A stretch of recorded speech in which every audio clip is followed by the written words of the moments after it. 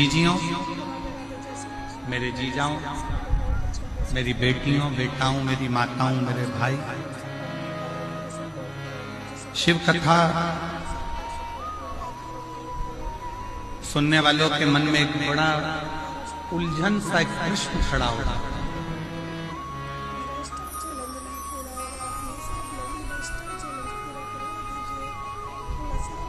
कई लोग एक प्रश्न खड़ा कर देते, क्यों गुरुजी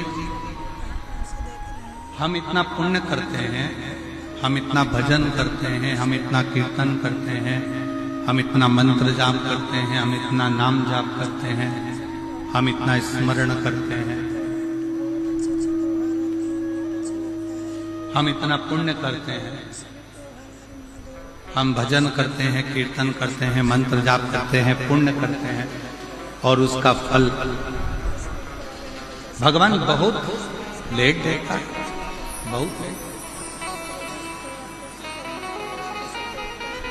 बहुत देर से देता है। और थोड़ा सा यदि पाप कर्म हो जाए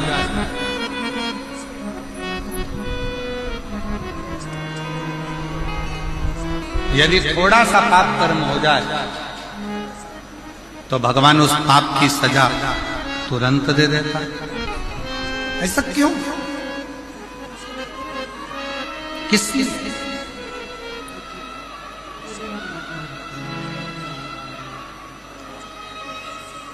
थोड़ा विचार करिएगा कि पुण्य करने पर उसका फल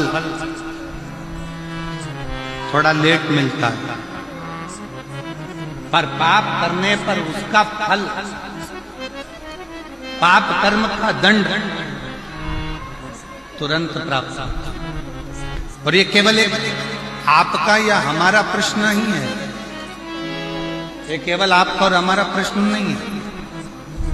एक बार माँ जगत जननी जगदम्बा माँ पार्वती जी भगवान देवाधिदेव महादेव के साथ में भ्रमण करने के लिए निकलती हैं और महाकाल वन उज्जैनी में पहुंचती हैं, अवंती का प्रदेश।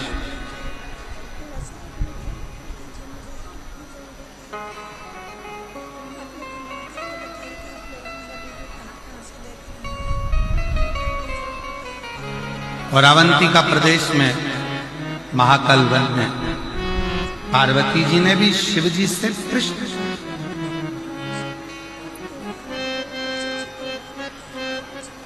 पार्वती जी ने भी भगवान शंकर से प्रश्न किया कि पुण्य का फल लेट मिलता है, पर पाप का फल तुरंत प्राप्त होता है, तुरंत मिल जाता है।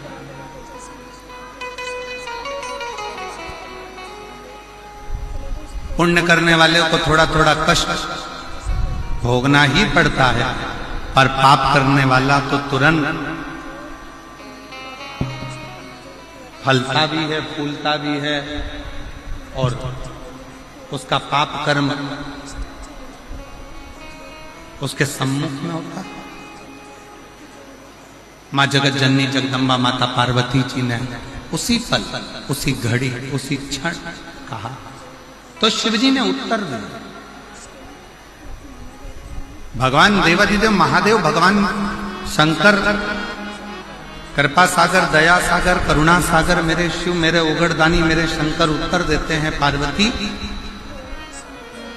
फसल बोने वाला किसान, ज्वार बोने वाला, मक्का बोने वाला, गेहूं बोने वाला, धान बोने वाला, सब्जी लगाने वाला एक किसान अपने खेत में हारमोनियम, अपने खेत में एक किसान जब अपने खेत में काम करता है, किसान जब अपने खेत में फसल लगा रहा होता है, आलू लगा रहा है, प्याज लगा रहा है, लहसुन लगा रहा है, मूंगफली लगा रहा है, सब्जी लगा रहा है, सोयाबीन लगा रहा है, धान बो रहा है, गेहूं बो रहा है, बाजरा बो रहा है, मक्का बो रहा है, किसान